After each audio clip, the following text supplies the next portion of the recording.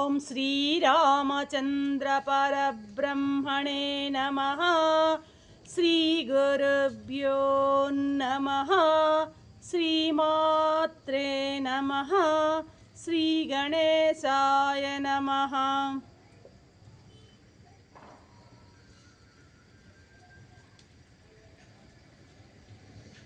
ప్రియాత్మ బంధువులారా, యోగ వాసిష్టం ఉత్పత్తి ప్రకరణము 177వ భాగం. వశిష్ఠ మహాదేవుడు చెప్తున్నారు, రామా, ఈ జగత్ రూపంలో ఉన్నటువంటి ఇంద్రజాలం అంతా కూడాను మనస్సుకు అధీనమై ఉంది. ఈ విషయాన్ని వివరించేటువంటి ఒక వృత్తాంతాన్ని, ఒక కథను మీకు చెప్పబోతున్నాను వినవయ్యా అంటున్నారు. మళ్ళీ కథ మొదలు పెడుతున్నారు. అద్భుతమైనటువంటి కథను చెప్పబోతున్నారు వశిష్ఠ మహర్షి. రామా, ఈ భూమండలంలో ఉత్తరా పాండవం అనేటువంటి ఒక ఊరు ఉండేది. అందులో దాని వర్ణన, చాలా వర్ణన గొప్పగా ఉంది, కానీ కొద్ది వర్ణన మాత్రమే మనం అవసరం మేరకు తీసుకుంటున్నాం అన్నమాట. ఆ ఊర్లో ఎలా ఉంటుందంటే, అందమైనటువంటి ఎన్నో ఉద్యానవనాలు ఉండేటివట. మునిజనాలు, ఎక్కడెక్కడి మునిజనాలు అందరూ కూడాను ఆ వనాలలో వచ్చి వాళ్ళు జపతపాదులు చేసుకునేవారట. విద్యాధర స్త్రీలు కూడా అక్కడ తీగల మీద ఉయ్యాలలు ఊగేవాళ్ళు అని చెప్తున్నారు మహర్షి అన్నమాట. అక్కడ వికసించినటువంటి పుష్పాలు, గుచ్చాలు గుచ్చాలు పుష్పాలు నయనానందకరంగా ఉండేవి. ఆ నలువైపులాట, ఆ పట్టణం నలువైపులా ఖర్జూరం చెట్లు దట్టంగా వ్యాపించి ఉండేటివట. పండిన పంట పొలాలు, నెమళ్ళ కేకలతో, విచిత్రమైనటువంటి పక్షుల ధ్వనులతో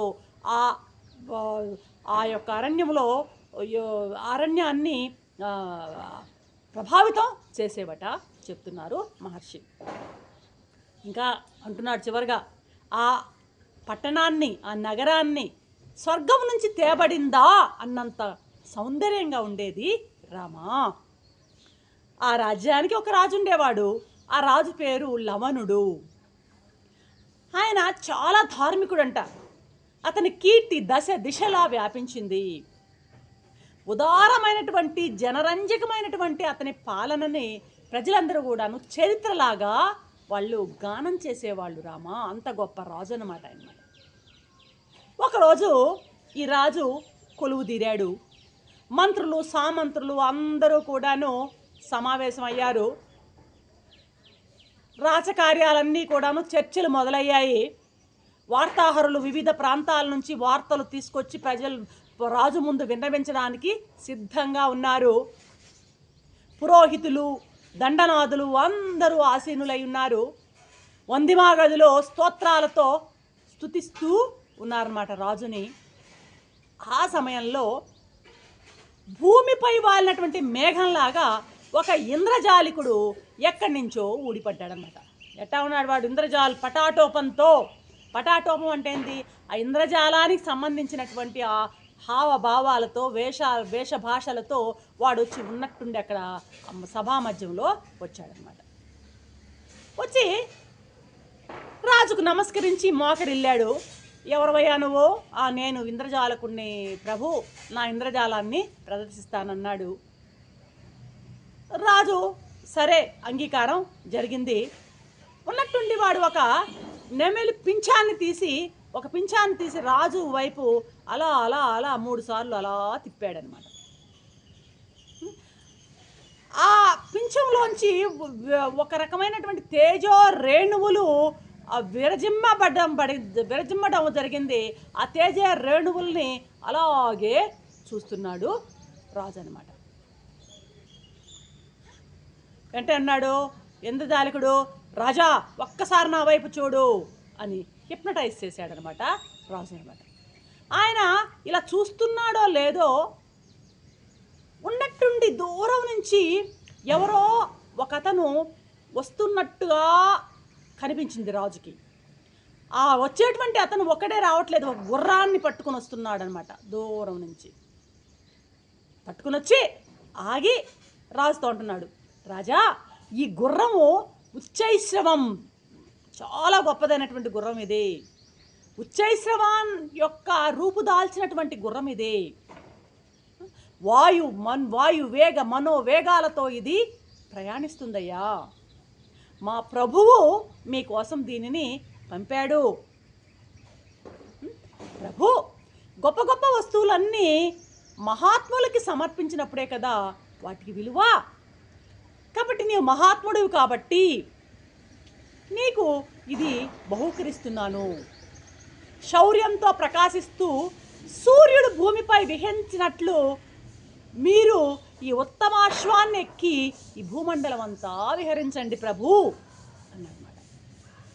అతడు అట్లా అనేసరికి రాజు అట్లా ఒక్కసారి తల తిప్పి అలా గుర్రం వైపు అలా చూశాడనమాట. ఒక్క క్షణం సేపు ఆ చూపు అలాగే నిలిపాడనమాట. వెంటనే రాజు ఏమైపోయాడంటే శిలా ప్రతిమలాగా అలాగే అయిపోయాడు. ధ్యానంలో మునిగినటువంటి ముని ఎలాగా ధ్యానంలో దీర్ఘమైన ధ్యానంలో ఉంటాడో ఆ విధంగా అలాగ శిలా ప్రతిమలాగా 2 ముహూర్తాల పాటు అలాగే ఉంటాడు. కొంత సమయం పాటు అలాగే ఉండిపోయాడు అనమాట. చూస్తున్న వాళ్ళందరూ కూడాను స్టన్ అయిపోయారన్నమాట, ఆశ్చర్యపోయారు. ఏమైంది మహారాజుకి అనుకుని, అయినా ఏదైనా తీవ్రమైన ఆలోచనలో మునిగున్నాడేమో రాజుగారిని కదిలించడం ఎవరికి ధైర్యం ఉండదు కదా. ఏమో తీవ్రమైనటువంటి ఆలోచనలో ఏమో ఉన్నారో ఏమో అన్నట్టుగా వాళ్ళు అట్లా పరికించి చూస్తూనే ఉన్నారనమాట. వీళ్ళు వింజామరలు వీచేవాళ్ళు కూడా అలాగే ఆ వింజామరలు వీచడం, ఆ విసనకర్రలు వీచడం ఆపి అలాగే చూస్తున్నారు.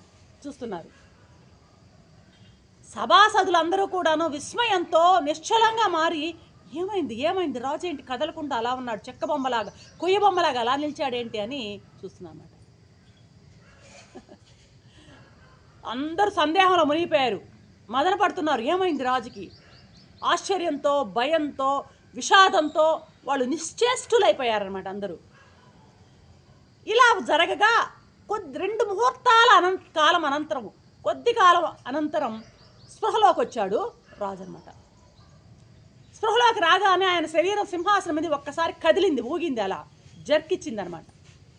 తూలి ముందుకు పడబోతున్నటువంటి రాజుని పడనేయకుండా ఆ మంత్రులు గబుక్కున పట్టుకున్నారన్నమాట.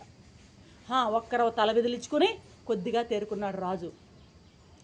తేరుకుంటూనే ఏమన్నాడు, ఏంటి, ఎక్కడున్నాను నేను, ఎవరు మీరంతా, ఎవరు, ఏమిటిది, నేను ఎక్కడున్నాను, మీరంతా ఎవరు అంటూ ప్రశ్నించడం మొదలుపెట్టాడు అన్నమాట. ఒక్క క్షణం వెంటనే సభలో ఉన్న వాళ్ళు, దేవా ఏంటి విచిత్రం, మీరేంటి ఇలా అయిపోయారేంటి, ప్రభు మిమ్మల్ని చూస్తుంటే మాకు చాలా భయంగా ఉందయ్యా, కలవరంగా ఉంది.